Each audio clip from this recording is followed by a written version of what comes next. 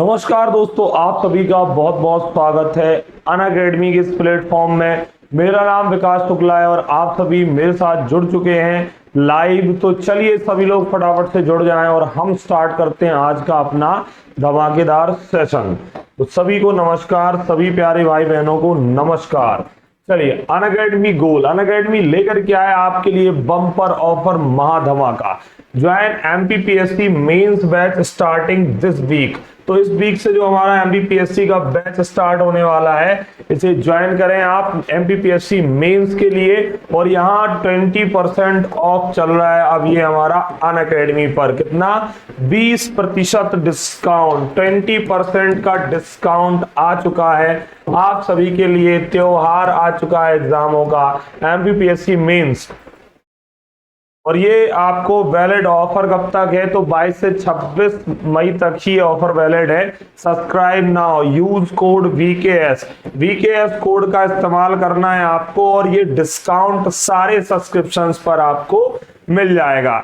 चलिए, तो VKS code का यूज करें फॉर डिस्काउंट। एमपीपीएससी मेंस का बैच इस वीक का हमारा ये ज्वाइन करें और भी अदर सब्सक्रिप्शन पर 20% का ऑफ है। चलिए, तो अब हम स्टार्ट करते हैं अपना सेशन। यहाँ पर ये लक्ष्य बैच भी आपके लिए बहुत ज्यादा इंपॉर्टेंट है। अगर आप एमपी पुलिस और एमपीपीएससी वगैरह की तैयारी कर रहे हैं तो ये कंप्लीट बैच हमारा मिल जाएगा आपको, जो 26 अप्रैल से स्टार्ट हुआ है 2023 वाला। 4,999 इसकी फीस थी, जो अब हो चुकी है 1,999। यूज कोड यूज करना है आपको वीकेएस कोड का इस्तेमाल करना है आपको। ये फैकल्टीज आपको यहाँ पे पढ़ा रहे हैं, इंडिया टॉप एजुकेटर्स अनअकैडमी पर पढ़ाते हैं, आपने देखा ही है। लक्ष्य बैच है ये हमारा, लक्ष्य बैच जो एमपी पुलिस एमपी एसआई का है।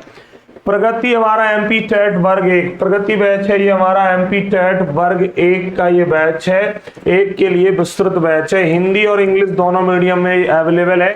3 मंथ का ये कंप्लीट बैच है, टारगेट बैच है ये। स्टार्ट 8 मई से हाल ही में स्टार्ट हुआ है। तो यहाँ जो लाइव क्लासेस हो चुकी हैं वो आपको रिकॉर्डेड फॉर्म में मिल जाएंगी, आप इजिली कवर कर सकते हैं। घर बैठे वर्ग 1 की करें तैयारी अनअकैडमी के साथ। संघर्ष से सफलता तक, संघर्ष से सफलता तक।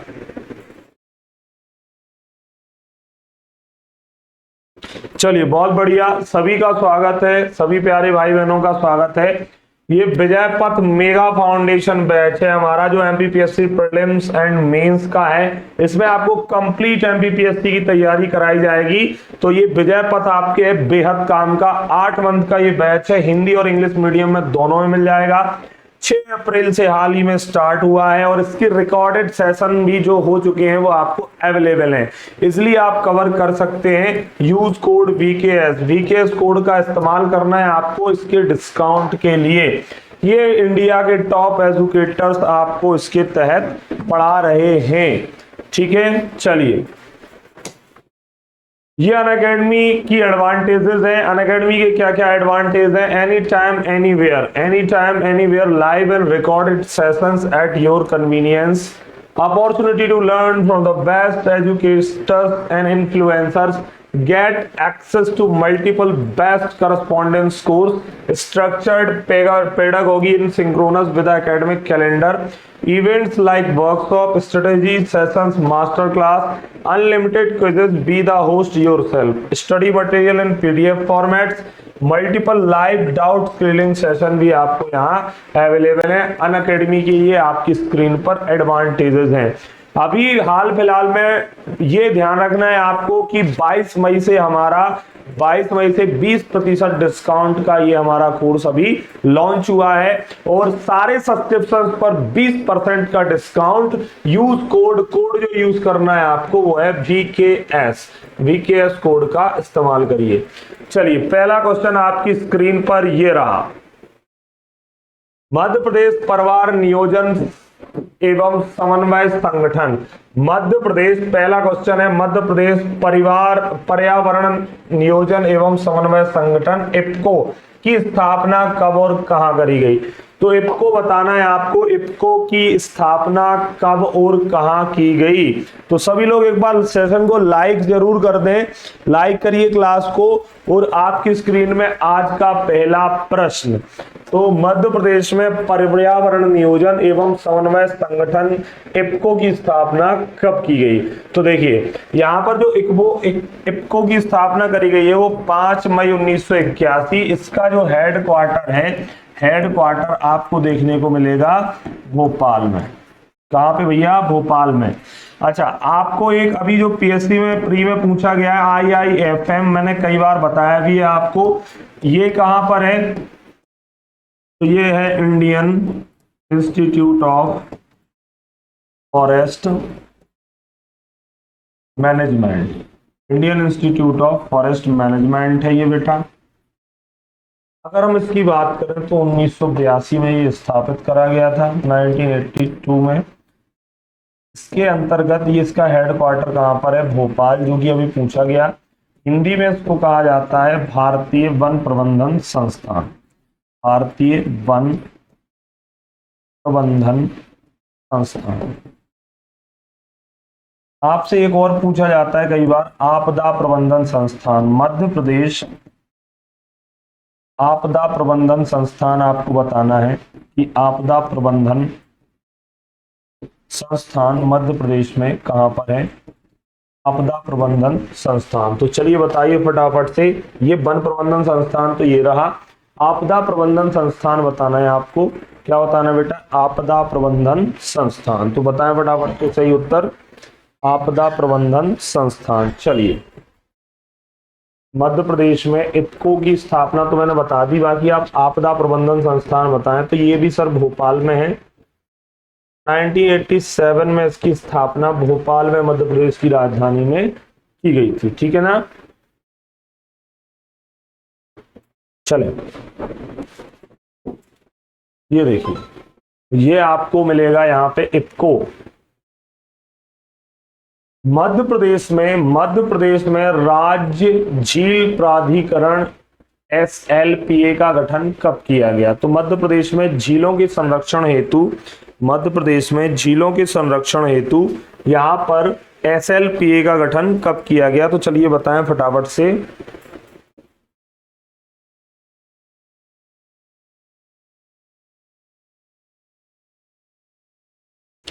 बताएं जल्दी से।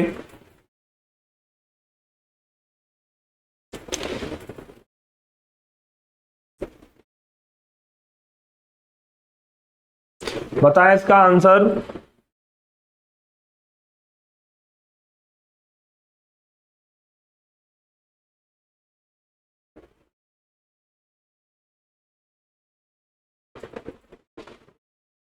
चलिए, तो आपने आंसर लगा दिया होगा, फटाफट से आंसर बाकी लोग भी लगा दीजिए। यहां पर जो स्थापना करी गई 26 मई 2004, ये क्या है? झील संरक्षण प्राधिकरण। और ये झील संरक्षण प्राधिकरण जो है भोपाल के अंतर्गत स्थापित है। मध्य प्रदेश में अगर मैं बात करूं तो भोपाल को क्या कहा जाता है? भोपाल को झीलों का शहर कहा जाता है। भोपाल को क्या कहा जाता है बेटा? झीलों का शहर। झीलों का शहर भोपाल को हमारे कहा जाता है। ये झीलों का शहर, झीलों का शहर भोपाल, झील संरक्षण प्राधिकरण। ठीक है। अच्छा, यहां पर बड़ी झील या बड़ा तालाब, बड़ी झील बड़ा तालाब कहां पर है? बड़ा तालाब, तो बेटा बड़ी झील या बड़ा तालाब भोपाल के अंतर्गत आपको मिल जाएगा, भोपाल। यह एशिया की सबसे बड़ी कृत्रिम झील है। ये कैसी है? कृत्रिम। क्यों है कृत्रिम? क्योंकि इसको बनवाया था राजा भोज ने, परमार शासक राजा भोज के द्वारा भोपाल में इसका निर्माण किया गया था। इस बड़ी झील कहां पर है ये? तो ये है वन विहार राष्ट्रीय उद्यान के पास में। कहां पर है बेटा? वन विहार नेशनल पार्क के पास। वन विहार नेशनल पार्क के पास आपको देखने को मिल जाएगी। इसमें एक ताकिया द्वीप भी है, एक द्वीप है ताकिया द्वीप। इसमें एक मजार है, अगर आपने देखा होगा कभी, ताकिया द्वीप। ताकिया द्वीप, तो यहाँ पर एक मजार भी है। ठीक है। झील संरक्षण, ये देखिए, ये है बड़ा तालाब भोपाल। बड़ा तालाब भोपाल आपकी स्क्रीन पर है बेटा, बड़ा तालाब भोपाल।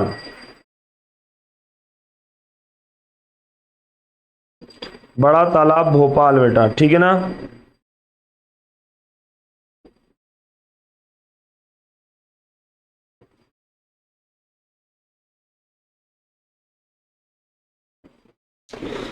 बड़ा तालाब भोपाल। चलिए,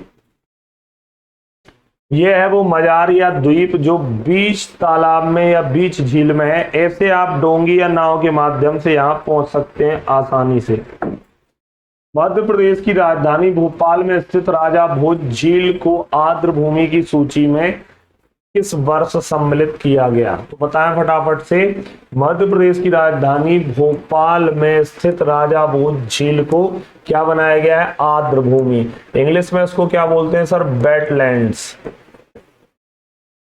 इन आर्द्र भूमियों को रामसर साइट के तहत जोड़ा जाता है। रामसर साइट, ठीक है,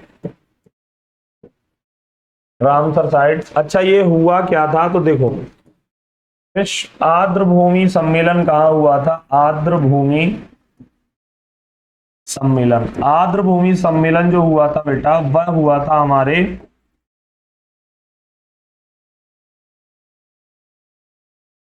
ईरान में। ईरान में जगह पड़ती है, ईरान। ईरान में जगह क्या पड़ती है बेटा? तो ईरान में जगह पड़ती है रामसर। तो यहां पर रामसर के अंतर्गत क्या किया गया था? कन्वेंशन। ये 2 फरवरी 1971 को किया गया था। कब किया गया था? 2 फरवरी 1971। और 2 फरवरी को क्या मनाया जाता है? 2 फरवरी को मनाया जाता है आर्द्र भूमि दिवस। ये मनाया जाता है आर्द्र भूमि दिवस। 2 फरवरी को आर्द्र भूमि दिवस मनाया जाता है, ठीक है। आर्द्र भूमि दिवस यहाँ पर मनाया जाता है। नेक्स्ट अगर मैं बात करूं तो यहाँ पर इसको 2002 में, वर्ष 2002 में इसको आर्द्र भूमि बनाया गया था। किसको बनाया गया था बेटा? तो ये 2002 में आर्द्र भूमि बनाया गया था। हमारे आर्द्र भूमि की तरह इसको वेटलैंड्स में शामिल किया गया था। मध्य प्रदेश में कितने वेटलैंड हो चुके हैं? कितने वेटलैंड हो चुके हैं? तो मध्य प्रदेश में अब 4 वेटलैंड हो चुके हैं आर्द्र भूमि, ठीक है। कितनी हो चुकी हैं? 4। यहाँ पे ये राजा भोज नाम की झील के पास जो भोपाल के अंदर स्थित है, यहाँ पर एक वेटलैंड बनाया गया है, ठीक है।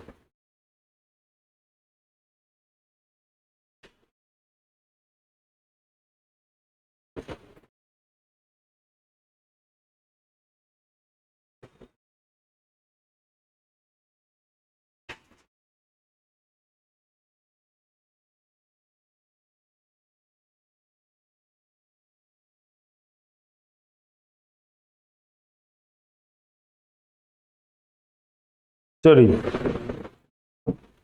अगला क्वेश्चन आपकी स्क्रीन पर। मध्य प्रदेश राज्य जल प्रदूषण नियंत्रण बोर्ड। तो अब इसका आंसर बताइए। मध्य प्रदेश राज्य जल नियंत्रण बोर्ड,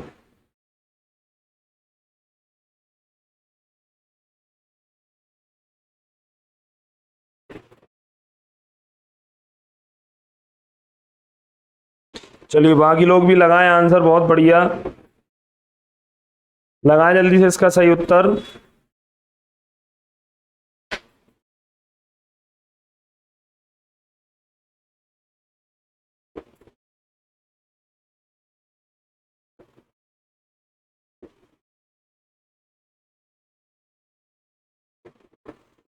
चलिए बताएं फटाफट से, कब स्थापित किया गया है ये?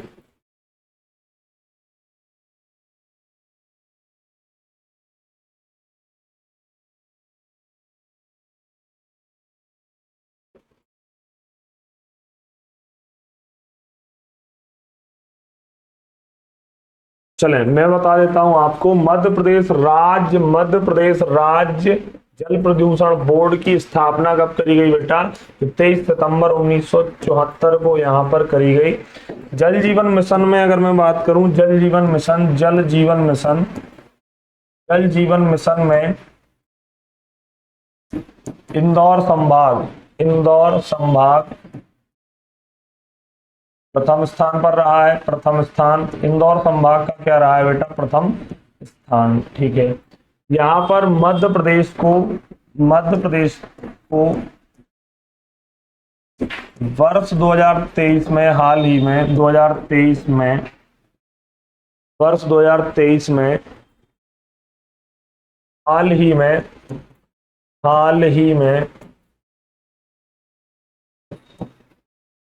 में जल पुरस्कार दिया गया। जल पुरस्कार, तो हाल ही में जल पुरस्कार मिला और प्रथम स्थान रहा इसमें हर घर नल जल वाला जिला। हर घर नल जल वाला देश का प्रथम जिला कौन बना है हाल ही में?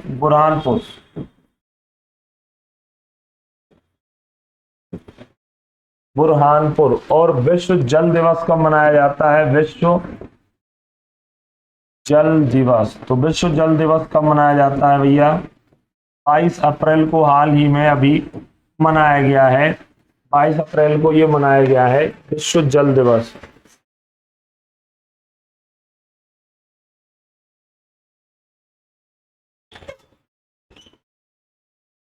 चलिए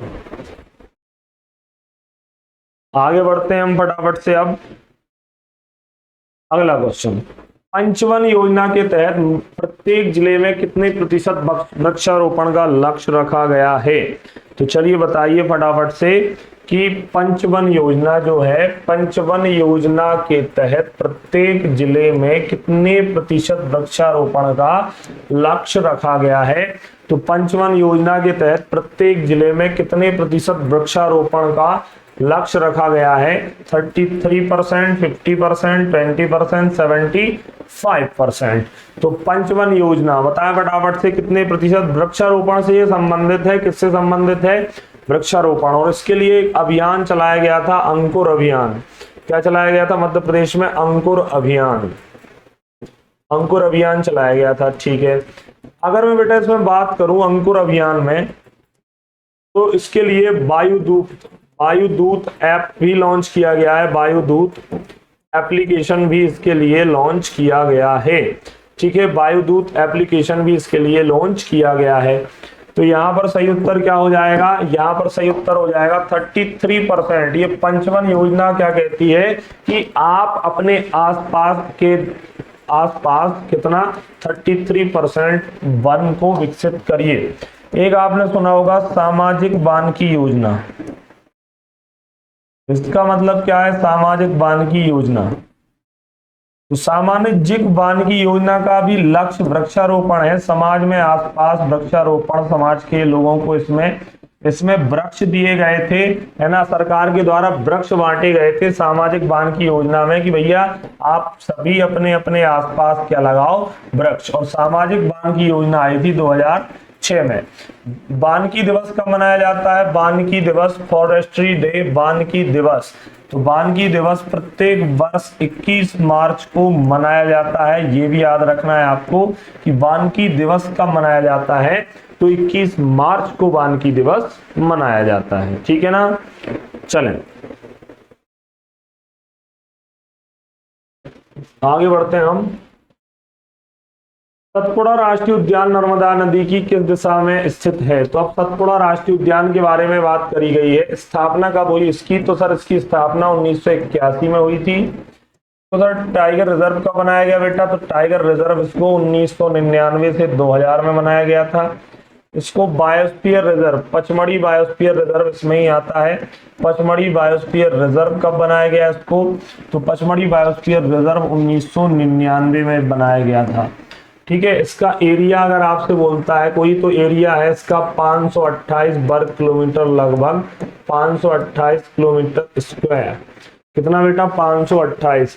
तो सतपुड़ा राष्ट्रीय उद्यान नर्मदा नदी की किस दिशा में है? तो देखिए सतपुड़ा पहाड़ हमारा दक्षिणी मध्य प्रदेश में कुछ ऐसा फैला हुआ है। ये यहाँ पे हमारा मध्य प्रदेश का दक्षिणी भाग है ना, और इसके अंतर्गत ये सतपुड़ा पर्वत हमारा जस्ट ऊपर फैला है। तो इसके ही जस्ट ऊपर बहती है हमारी नर्मदा नदी। तो अब इस क्वेश्चन में देखते हैं कि पूछा क्या गया था बेटा। पूछा क्या गया है तो लिखा है सतपुड़ा राष्ट्रीय उद्यान नर्मदा नदी की किस ओर स्थित है। तो नर्मदा नदी के किस ओर स्थित है, तो ऊपर से नर्मदा बह रही है, तो नर्मदा का ये साउथ डायरेक्शन होगा, मतलब दक्षिण दिशा में ऐसे क्वेश्चन आते हैं। ठीक है, कि नर्मदा सतपुड़ा राष्ट्रीय उद्यान की सतपुड़ा राष्ट्रीय उद्यान नर्मदा की किस दिशा में, तो नर्मदा के किस दिशा में पूछा गया है, इसलिए नर्मदा के ये दक्षिण में है। हाँ, सतपुड़ा राष्ट्रीय उद्यान का विस्तार कितने वर्ग किलोमीटर क्षेत्र में है, तो अब जल्दी से बताएं, अभी मैंने आपको हाल ही में बताया है, जल्दी से बताएं इसका सही उत्तर।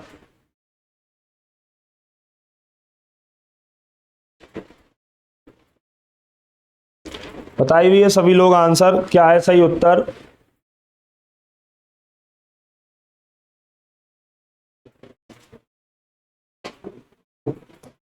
पाँच सौ 28 वर्ग किलोमीटर, 1339, 749 या 849। तो यहाँ पर 528 वर्ग किलोमीटर आपको देखने को मिलेगा। ठीक है, सतपुड़ा राष्ट्रीय उद्यान, यहाँ पर नाव सफारी, हाथी सफारी आदि आपको इजिली मिल जाएंगे घूमने के लिए। ठीक है, नदी कौन सी बहती है इसमें, नदी बहती है तवा तथा देनवा।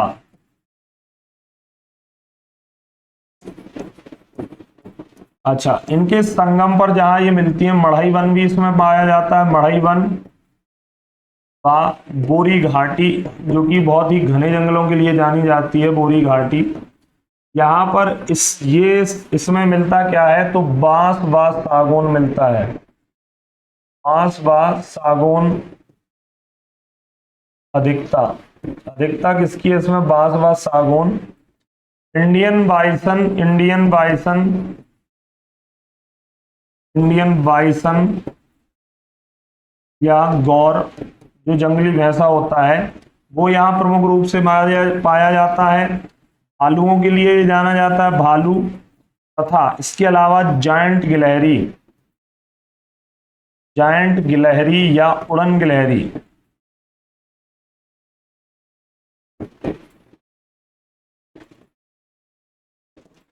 जायंट गिलहरी या उड़न गिलहरी के लिए जाना जाता है। सतपुड़ा राष्ट्रीय उद्यान में पाए जाने वाले इंडियन बाइसन को किस अन्य नाम से जाना जाता है, बताएं। सतपुड़ा राष्ट्रीय उद्यान की ही अभी बात हो रही है, तो जो इंडियन बाइसन है उसको किस अन्य नाम से जाना जाता है, तो बताएं फटाफट, बताइए जल्दी से इसका सही उत्तर। सभी लोग कमेंट जरूर करें लाइव चैट में, बताएं इसका सही उत्तर।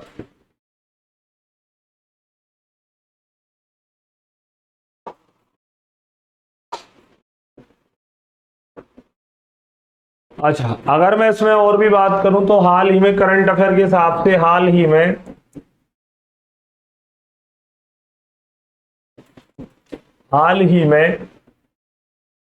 बटरफ्लाई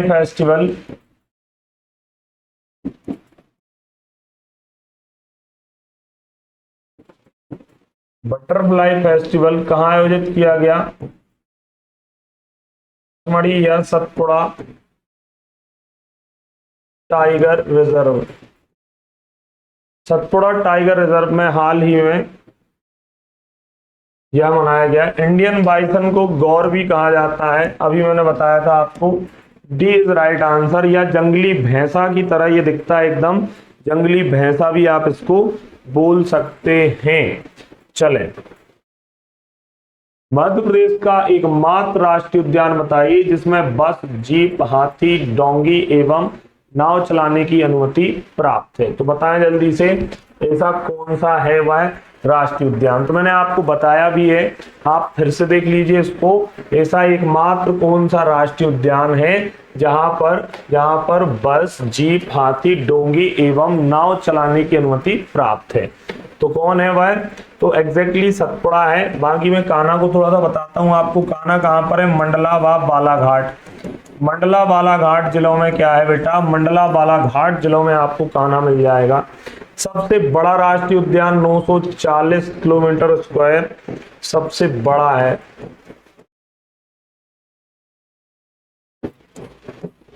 सबसे ये बड़ा है बेटा, 940 वर्ग किलोमीटर में फैला हुआ है यह कान्हा किसली राष्ट्रीय उद्यान। यहाँ का शुभंकर 2017 में, अभी पीएससी में पूछा था, आपने देखा ही होगा, तो 2017 में रोहन चक्रवर्ती के द्वारा यह डिजाइन किया गया। रोहन चक्रवर्ती, इसका नाम था भूर सिंह दा बारासिंगा। भूर सिंह दा बारासिंगा।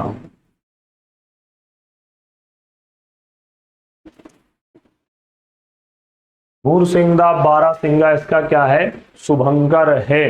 कान्हा किसली राष्ट्रीय उद्यान की स्थापना कब हुई थी? स्टेब्लिश इन ईयर 1 जून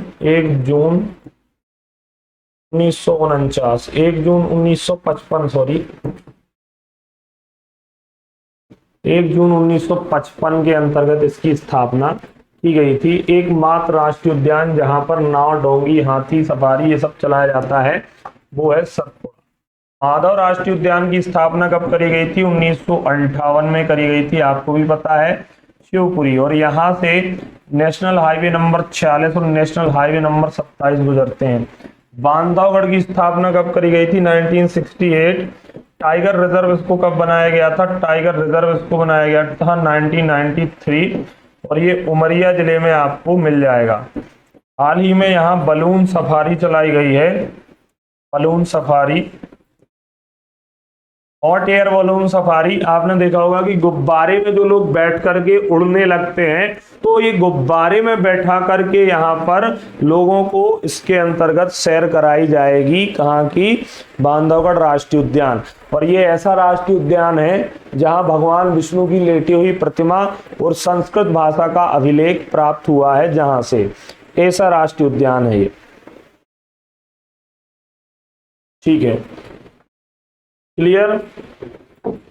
अगला, मध्य प्रदेश में पचमढ़ी अभ्यारण्य की स्थापना किस वर्ष की गई थी? ये आपके लिए आज मैं होमवर्क दे रहा हूं, तो आप कमेंट बॉक्स में होमवर्क आपके तौर पे इसका आंसर आपको कमेंट बॉक्स में देना है। ये आज का आपका होमवर्क है, प्रश्न नंबर 10। अगला क्वेश्चन, मध्य प्रदेश के किस अभ्यारण्य के अंतर्गत चौकीगढ़ का किला मिलेगा? आपको चौकीगढ़ का किला बताना है आपको कि कहां पर है, तो बताएं फटाफट। अच्छा, भाई का किला तो पता है ना आपको किस राष्ट्रीय उद्यान में है? भाई का किला। जब तक आप आंसर लगाइए, भाई का किला आपको जो मिलेगा वह मिलेगा बांधवगढ़ राष्ट्रीय उद्यान में। कहां पर बेटा? बांधवगढ़ नेशनल पार्क, उमरिया में आपको भाई का किला मिल जाएगा।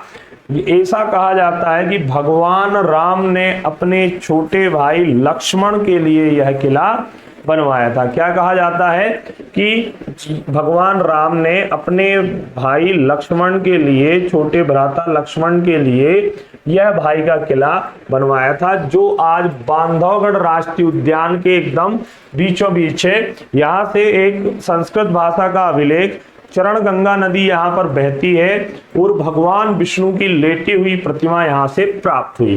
तथा कनकटी लंगड़ी बाघिन कहाँ रहती है? तो कनकटी लंगड़ी बाघिन भी बांधवगढ़ राष्ट्रीय उद्यान के अंतर्गत रहती है। ठीक है ना, चलिए अगला क्वेश्चन, मध्य प्रदेश में किस अभ्यारण्य के अंतर्गत स्थित वन क्षेत्र को भारत के सबसे पुराने जंगल के रूप में जाना जाता है? तो बताइए किस अभ्यारण्य को भारत के सबसे पुराने वन क्षेत्र के जंगल के रूप में जाना जाता है? क्या इसका आंसर गांधी सागर अभ्यारण्य मंदसौर है? इसके अंतर्गत गिद्धों का संरक्षण किया गया है। किसके लिए जाना जाता है? ये गिद्ध संरक्षण, गिद्ध संरक्षण के लिए जाना जाता है। ठीक है, फिर उसके बाद ये केन पड़ेगा पन्ना में, और ये अपने घड़ियाल संरक्षण के लिए जाना जाता है, घड़ियाल संरक्षण। चंबल कहां पर है? चंबल मिलेगा मुरैना में, राष्ट्रीय चंबल इसका नाम है, और ये भी अपने घड़ियाल संरक्षण। बोरी अभ्यारण्य किसके लिए जाना जाता है? तो अभी मैंने बताया बोरी घाटी सतपुड़ा राष्ट्रीय उद्यान में है पहली बार, और ये अपने सागौन वन व बांस के लिए जाना जाता है। किसके लिए? सागौन वन व बांस के लिए यह राष्ट्रीय उद्यान जाना जाता है। अब राष्ट्रीय उद्यान क्या अभ्यारण्य जाना जाता है। इसके अंतर्गत मध्य प्रदेश के बोरी अभ्यारण्य के अंतर्गत सबसे प्राचीन समय बोरी अभ्यारण्य या पचमढ़ी अभ्यारण्य इसको ही कहा जाता है, या पचमढ़ी अभ्यारण्य, ये इसके अंतर्गत सबसे प्राचीन वन फैले हुए थे। ये किस जिले में, नर्मदापुरम या होशंगाबाद। और यहाँ के नर्मदापुरम निवासी जो हमारे भैया हैं उनका नाम है भवानी प्रसाद मिश्र।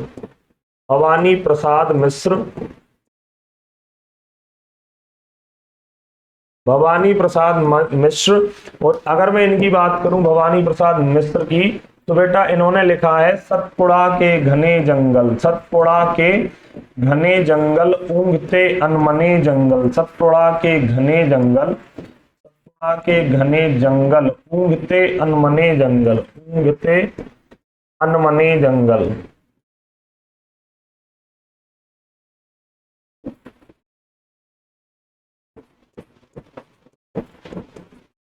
सतपुड़ा के घने जंगल ऊँघते अनमने जंगल, यह इनकी ही रचना है। तो इससे अपन पता लगा सकते हैं कि सतपुड़ा का ये जो जंगल था काफी प्राचीन समय से समृद्ध और विस्तृत क्षेत्र में फैला हुआ था। ठीक है,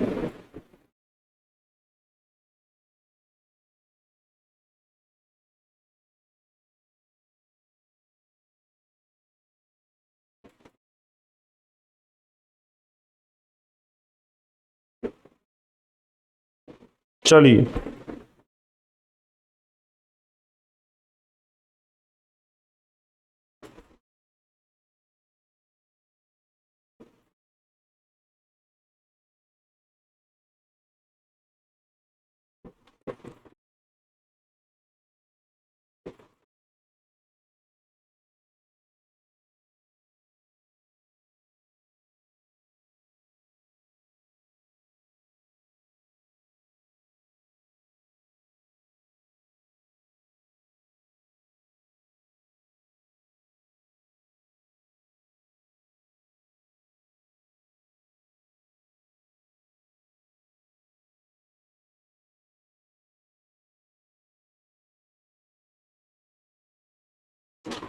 नेक्स्ट अगले क्वेश्चन की ओर अब हम बढ़ते हैं।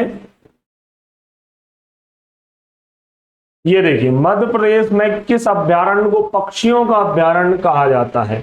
पक्षियों का अभ्यारण्य किसे कहा जाता है जहां पर पक्षी प्रमुख रूप से विचरण करते हैं? ओरछा, कालीभीत अभ्यारण्य, सैलाना या गौ अभ्यारण्य।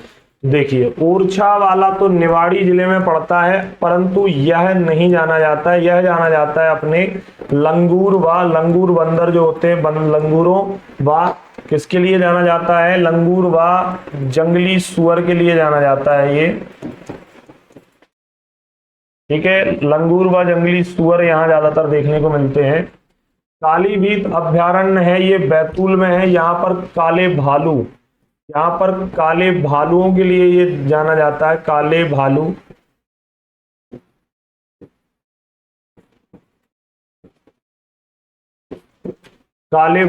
है ना। ठीक है, नेक्स्ट अगर हम देखें तो आप देख रहे होंगे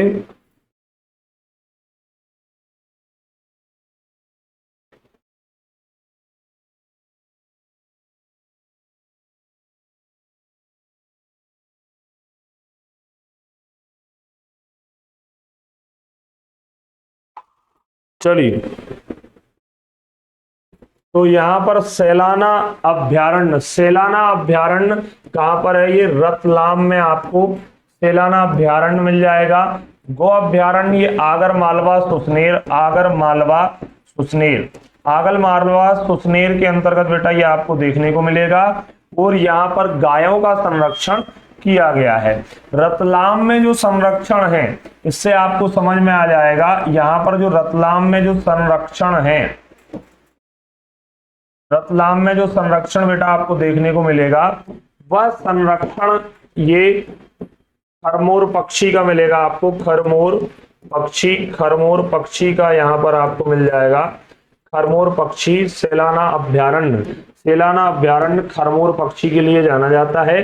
अगर इसमें मैं बात करूं आपसे, अगर मैं इसमें बात करूं आपसे, तो ये रतलाम के अंतर्गत है। और कैक्टस गार्डन, कैक्टस गार्डन आपको कहां पर स्थापित हुआ मिलेगा, तो हाल ही में। और इसके अलावा यहाँ पर दूधराज भी आपको देखने को मिल जाएगा, तो दूधराज भी आपको यहाँ देखने को मिल जाएगा। यहाँ पे आंसर क्या है सही, सेलाना अभ्यारण्य पक्षियों के लिए जाना जाता है। ठीक है,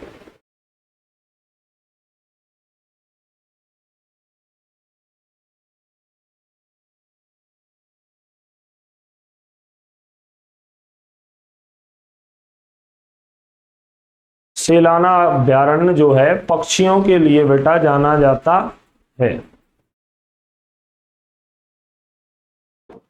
नेक्स्ट, मध्य प्रदेश के एकमात्र अभ्यारण्य का नाम बताइए जिसने प्रोजेक्ट टाइगर में सम्मिलित करा गया है। तो अभी हाल ही में एक और भी घोषित किया गया है, परंतु अभी जो एकमात्र शामिल है हम उसको देखते हैं। रातापानी अभ्यारण्य, रातापानी अभ्यारण्य रायसेन।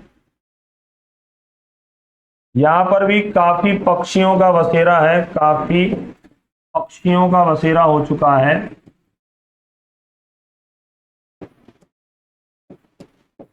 यहाँ काफी पक्षियों का बसेरा आपको देखने को मिल जाएगा।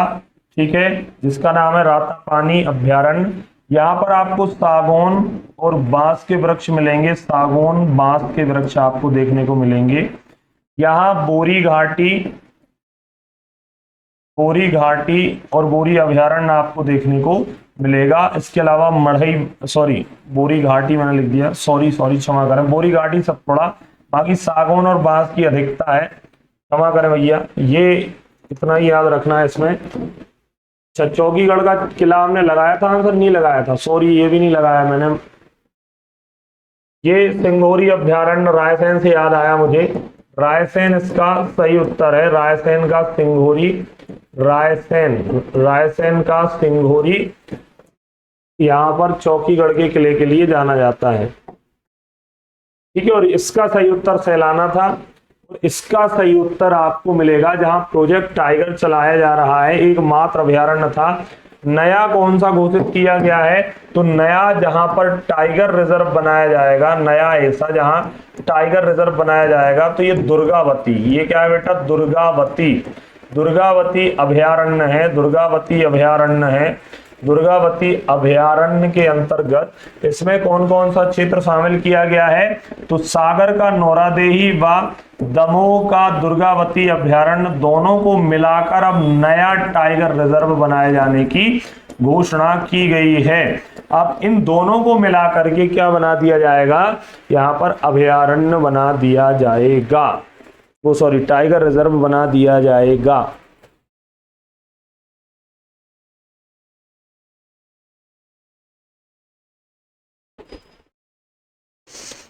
ठीक है, दोनों को मिलाकर के टाइगर रिजर्व यहां पे बना दिया जाएगा। मध्य प्रदेश के किस अभयारण्य में जंगली भैंसों को संरक्षण प्रदान किया गया है, तो किस अभयारण्य में, मध्य प्रदेश के किस अभयारण्य में जंगली भैंसों का संरक्षण किया जा रहा है, तो बताएं आप सभी, गंगऊ अभयारण्य, पनपठा अभयारण्य, बगदरा अभयारण्य या फिर करेरा अभयारण्य, बताएं जल्दी से, जंगली भैंसों के लिए कौन जाना जाता है।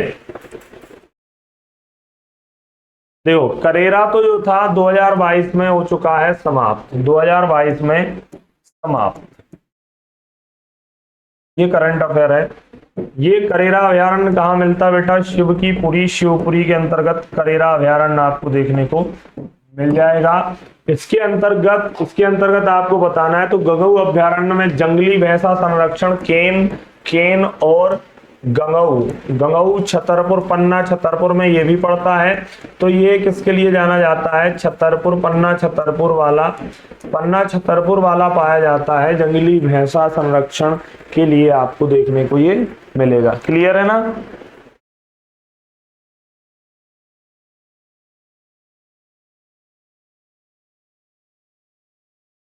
चलें, तो करेरा को समाप्त भी कर दिया गया है। और ये हुआ क्यों समाप्त है, इसलिए समाप्त हुआ कि ये सोन चिड़िया के संरक्षण के लिए जाना जाता था, सोन चिड़िया संरक्षण। परंतु हुआ ये है कि सोन चिड़िया यहाँ बरसों से देखी नहीं गई। अगर किसी क्षेत्र को अभयारण्य बना दिया जाता है तो वहां पर जमीन की खरीदी और बिक्री पर क्या लगा दिया जाता है, प्रतिबंध। वहां के लोग ना तो किसी से जमीन खरीद पाते थे ना किसी को जमीन बेच पाते थे। तो होता क्या था कि इससे जमीन का क्रय विक्रय बंद था। सरकार पे बार बार दबाव पड़ा, आंदोलन किए गए कि सोन चिड़िया है ही नहीं तो अब इसका नाम अभयारण्य क्यों रखा गया है, हटाओ। तो यहाँ हटा दिया गया और एक नया अभयारण्य बना है, आपको पता ही होगा, कर्माझिरी नया अभयारण्य बना दिया गया। कर्माझिरी अभयारण्य नया अभयारण्य बनाया गया है और ये सिवनी जिले में आपको मिलेगा, आपको पता ही होगा। सिवनी जिले में कर्माझिरी अभयारण्य देखने को आपको मिल जाएगा, जो अभी 2022 में बना है। ठीक है, ये यहाँ समाप्त और ये अभी बना है, हाल ही में निर्माण हुआ है इसका। और इसका भी एरिया अगर आपको जाना हो तो ये हेक्टेयर में लिखा है मैंने, 1410 हेक्टेयर आपको ये इसका एरिया मिल जाएगा। क्लियर है ना? चलिए अगले प्रश्न की ओर। मध्य प्रदेश के संजय गांधी डुबरी अभयारण्य से कौन सी नदियां बहती हैं? तो मध्य प्रदेश का जो संजय गांधी डुगरी अभयारण्य है, डुगरी अभयारण्य के नाम से इसको जाना जाता है। तो डुगरी अभयारण्य कौन सी नदियां प्रवाहित होती हैं डुगरी अभयारण्य में से? तो देखो ये क्या है, ये वैसे तो अभयारण्य भी है और नेशनल पार्क भी है। कुछ हिस्से के इसको क्या बना दिया गया, नेशनल पार्क, और बाकी है क्या आज भी अभयारण्य। तो इसमें कंफ्यूज मत होना कि सर ये अभयारण्य है या नेशनल पार्क।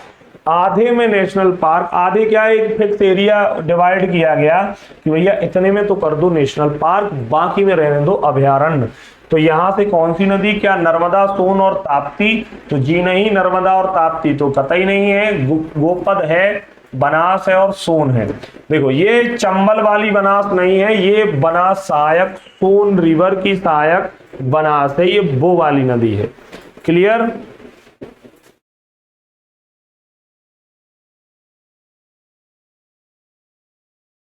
चलिए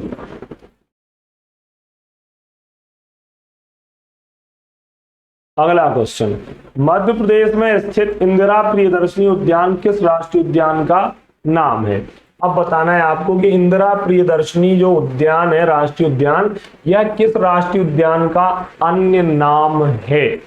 तो बताइए, पेंच राष्ट्रीय उद्यान, माधव राष्ट्रीय उद्यान, कान्हा किसली या बांधवगढ़? तो चलिए जल्दी से कमेंट करें और फिर हम आगे बढ़ जाएंगे। चलें तो एक बार मैं पानी लेके आता हूं यार, बाकी आप सभी आंसर लगाएं जल्दी से।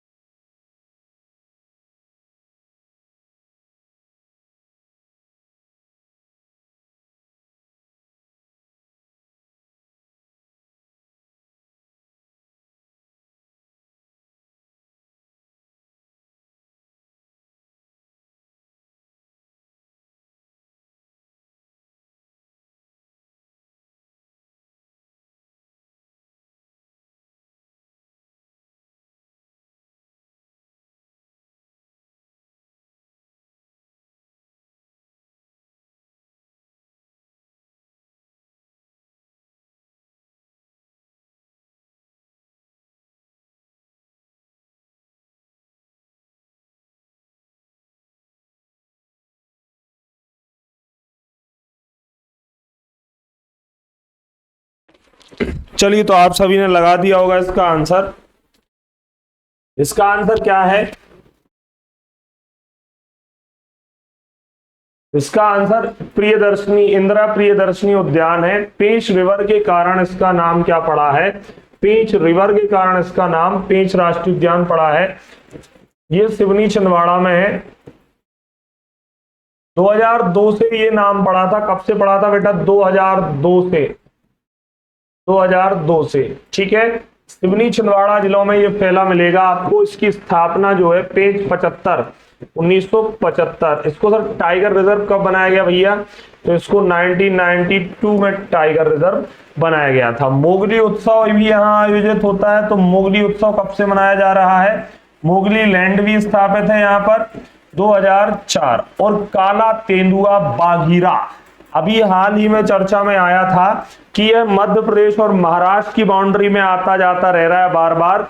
तो ये काला तेंदुआ जिसका नाम है बाघीरा, काला तेंदुआ भी आपको यहां मिलेगा जिसका नाम क्या है बेटा? बाघीरा।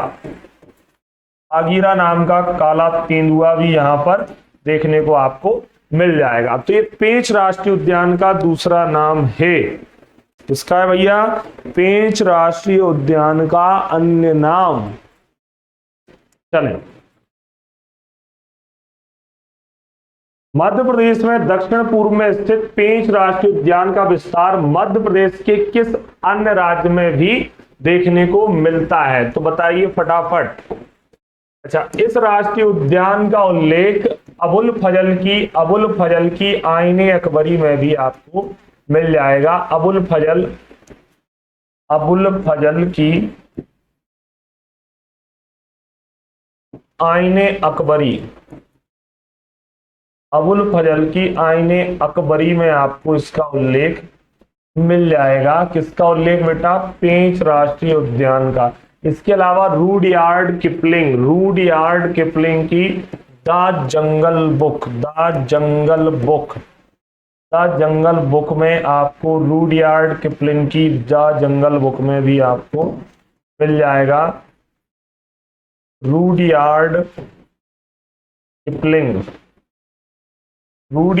किपलिंग की बुक में भी आपको इसका उल्लेख मिल जाएगा।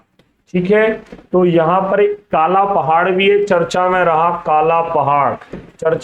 काला पहाड़ भी आपको यहां पर देखने को मिलेगा। तो ये महाराष्ट्र की ओर भी फैला हुआ है। रिवर यहाँ जो बहती है वो पेंच व हर्री नदी बहती है। नदियां कौन सी बहती हैं इसमें? तो एक तो पेंच हो गई जिसके कारण इसका नाम ही पड़ा है। इसके अलावा हर्री नदी भी यहाँ पर आपको देखने को मिल जाएगी। कौन सी नदी? हर्री नदी। ठीक है, हर्री नदी। और चर्चा में रही कोलर वाली बाघिन जिनका नाम द सुपर टाइग्रेस मॉम रखा गया था, जिनके गले में काला बेल्ट ट्रैकिंग के लिए लगाया गया था, इस वजह से उनको कोलर वाली बाघिन भी कहा जाता था। और इन्होंने एक साथ 5 बच्चे और टोटल 29 शावकों को जन्म दिया था, इसलिए द सुपर टाइग्रेस मॉम थी कोलर वाली बाघिन जिनका निधन हो गया है। और इनका अपना अलग ही महत्व है। रिकॉर्ड इन्होंने बनाया है। तो ये काफी ज्यादा महत्वपूर्ण प्रश्न है हमारे एग्जाम्स के लिए। ठीक है, चलिए एक बार लाइक जरूर करें सेशन को, लाइक कर दीजिए भैया सभी प्यारे भाई बहन, लाइक करें सेशन को, ज्यादा से ज्यादा लाइक करिए। अगला प्रश्न, मध्य प्रदेश के किस जिले में देश तथा प्रदेश का प्रथम गौ अभ्यारण्य है? देश और प्रदेश का प्रथम गौ अभ्यारण्य बताना है। अगर मैं इसमें बात करूं तो एक और प्रस्तावित हो चुका है, एक और प्रस्तावित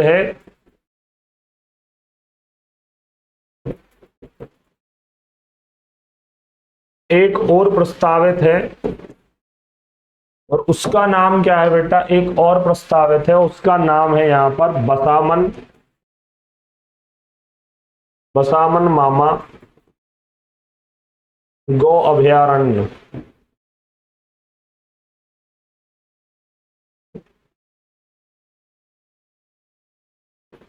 बसामन मामा गौ अभयारण्य ये कहां पर प्रस्तावित है बेटा? तो ये रीवा जिले के अंतर्गत आपको मिलेगा, रीवा। ठीक है, और ये आगर मालवा इसका नाम है, आगर मालवा देश तथा प्रदेश का प्रथम गौ अभयारण्य, देश तथा प्रदेश का प्रथम गो अभयारण्य, ठीक है ना। चलिए, देश तथा प्रदेश का प्रथम गो अभयारण्य स्थापित किया गया है। नेक्स्ट आगे बढ़े हम।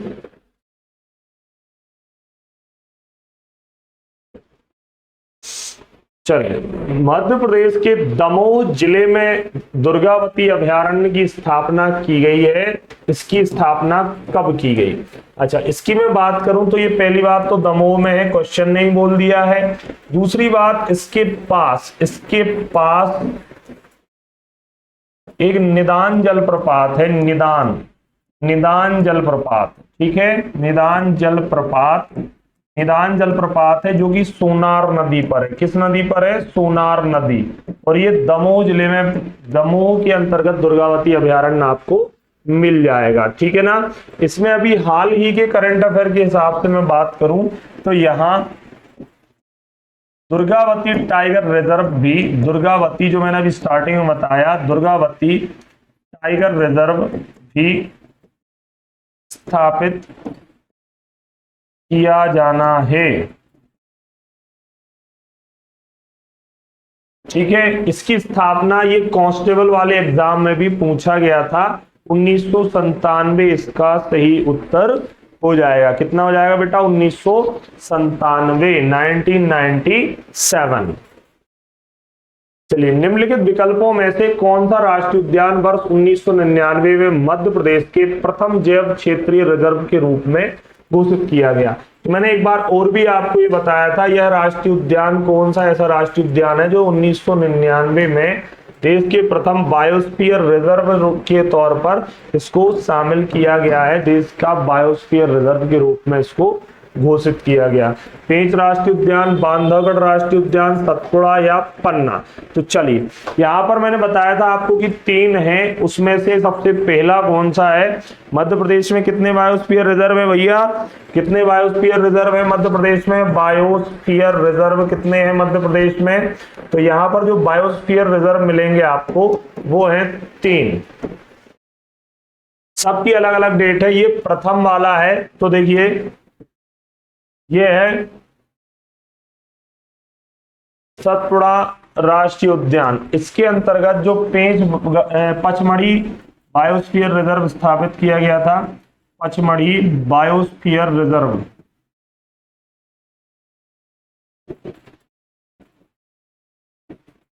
पचमढ़ी बायोस्फीयर रिजर्व, इसकी स्थापना मार्च 1999 में करी गई थी। यूनेस्को में ये कब शामिल किया गया? यूनेस्को 2009 में शामिल किया गया। और ये होशंगाबाद या नर्मदापुरम में पड़ेगा बेटा, ठीक है। बाकी जो दूसरा था वह था अचान कमार अमरकंटक 2005, अचान कमार अमरकंटक 2005।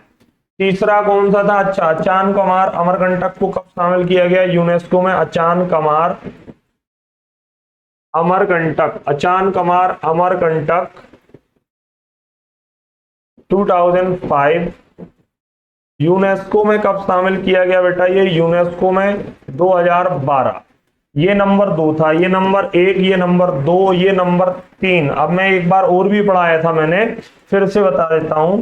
अगला है पन्ना बायोस्फीयर रिजर्व, ठीक है। पन्ना बायोस्फीयर रिजर्व ये कब स्थापित करा गया? 2011। यूनेस्को में कब शामिल किया गया? 2020 में यूनेस्को में ये शामिल किया गया था। तो ये 3 बायोस्फीयर रिजर्व हैं इस मध्य प्रदेश के अंतर्गत। अगला क्वेश्चन, मध्य प्रदेश के उमरिया जिले में बांधवगढ़ राष्ट्रीय उद्यान की स्थापना किस वर्ष की गई थी? तो ये उमरिया में है, मैं आपको इसकी कहानी बता चुका हूं। ये 1968। और टाइगर रिजर्व कब बनाया गया इसको? तो ये बनाया गया 1993 में टाइगर रिजर्व। स्थापना इसकी हुई राष्ट्रीय उद्यान के तौर पे 1968। सर्वाधिक बाघ घनत्व यहां पर आपको मिलेगा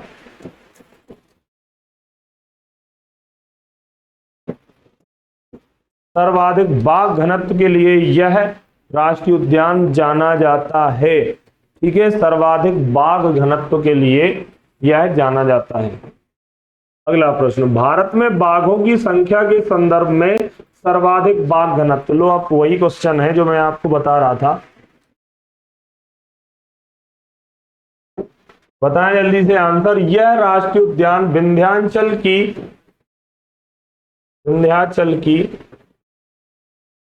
32 पहाड़ियों से घिरा हुआ राष्ट्रीय उद्यान है।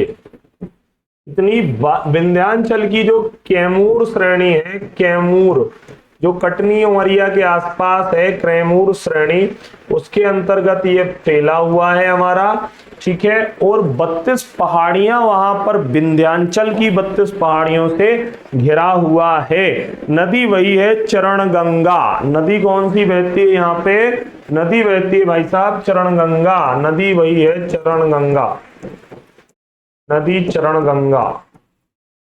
भगवान विष्णु की लेटी हुई प्रतिमा, भगवान विष्णु की लेटी हुई प्रतिमा। सर्वाधिक बाघ यहां पर है, सर्वाधिक बाघ तो वही है कि सर्वाधिक जनसंख्या और सर्वाधिक जनसंख्या घनत्व। तो सर्वाधिक बाघ कान्हा में है, लेकिन सर्वाधिक बाघ घनत्व दोनों अलग चीजें हो जाएंगी। ये आपको बांधवगढ़ में मिलेगा। सर्वाधिक बाघ आपको कान्हा नेशनल पार्क में मिलेंगे बेटा। उस सर्वाधिक टाइगर डेंसिटी आपको कहां पे मिलेगी? बांधवगढ़ राष्ट्रीय उद्यान के अंतर्गत।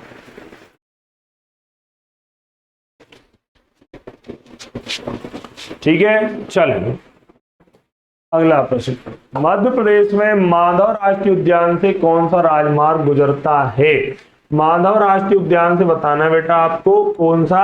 तो देखो, पहले के क्वेश्चंस में NH3 था, लेकिन अब NH3 जैसा आगरा मुंबई अब कोई हाईवे मध्य प्रदेश में नहीं है। जब से नए हाईवे बने हैं तब से मध्य प्रदेश में ऐसा कोई NH3 नाम का आगरा मुंबई एक्सप्रेसवे नहीं है, या कोई भी रोड ऐसा नहीं है। तो इसको थोड़ा ध्यान से लगाना है अपन को आंसर, क्योंकि हो सकता है वो NH3 भी ऑप्शन में दे दे, जबकि NH3 है ही नहीं, और हमारे दिमाग में बुक्स ने जो भी लिख के रखा है वो NH3 लिख के रखा है। तो थोड़ा सा उस आंसर को देने से अपने को ध्यान देना है कि हमें इसका आंसर क्या लगाना है।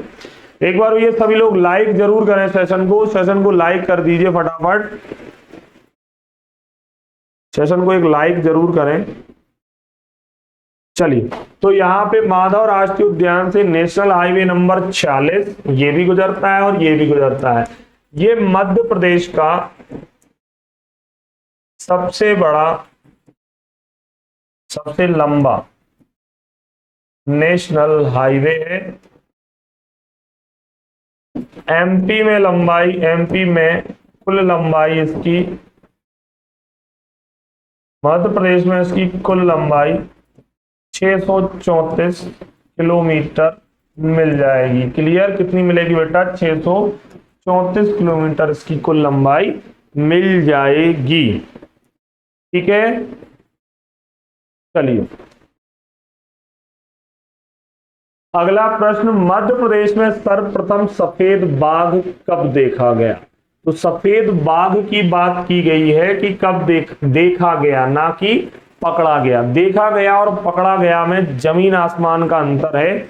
देखा गया और पकड़ा गया में जमीन आसमान का अंतर है।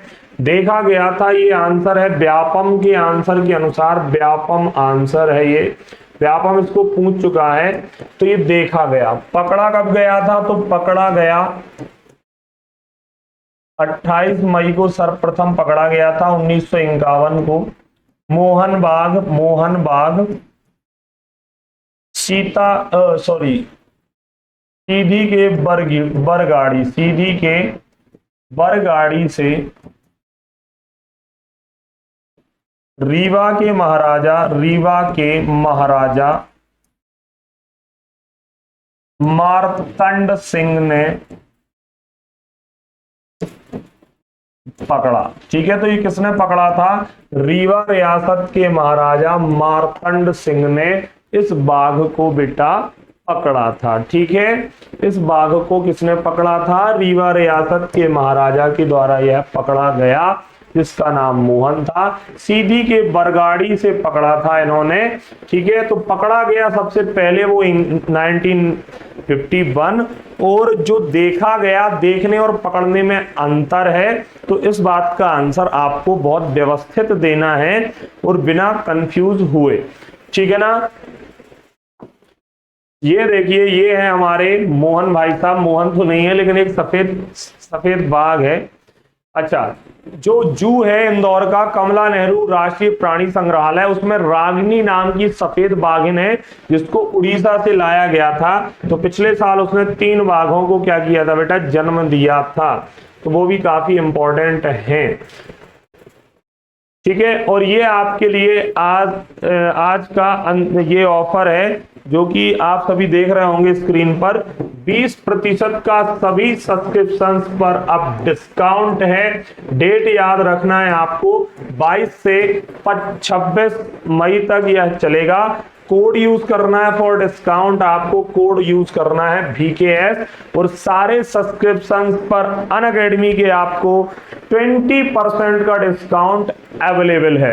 तो आप सभी 20% के इस डिस्काउंट का लाभ उठाइए और अपनी जीत सुनिश्चित कीजिए। अपना यहाँ पर जो एग्जाम है उसको उस तरीके से दें, क्योंकि हम लोग एक प्रॉपर वे में कंटिन्यू चीजें आपको इस बैच के अंतर्गत पढ़ाने वाले हैं। जो आपका MPPSC मेंस का बैच अब इस वीक लॉन्च हो रहा है हमारा, और बाकी के सारे सब्सक्रिप्शंस में भी 20% का discount. Use code VKS, capital डालना है आपको VKS, और आप कोर्स आसानी से परचेज कर सकते हैं। तो चलिए मिलते हैं नेक्स्ट लेक्चर में। अपना ध्यान रखें। जय हिंद, जय भारत, और सभी लोग सेशन को लाइक कर दीजिए।